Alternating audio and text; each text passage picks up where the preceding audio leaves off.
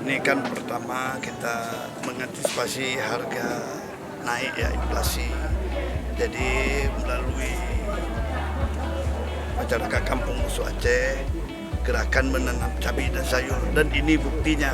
Hari ini kita panen dan ini terus berlanjut nih, apalagi didukung dengan APBD Kampung. Pak Kecik ini mendukung sepenuhnya apa yang dilakukan oleh Kepala Dinas, dan kita harapkan dengan ada ini kebutuhan untuk rumah tangga dulu bisa tercukupi, dan harga itu tidak akan naik lagi karena udah ada sendiri.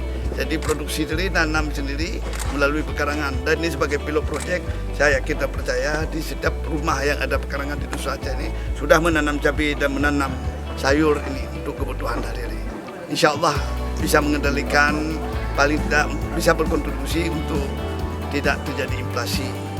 Saya harapkan di setiap seluruh kampung, di 90 kampung yang punya lahan, tanah pekarangan, kalau ada tanah di samping, mari kita menanam cabai, sayur, agar kebutuhan kita sendiri itu bisa kita penuhi dan tidak tergantung pada pasokan dari luar, terutama ya untuk cabai dan sayur.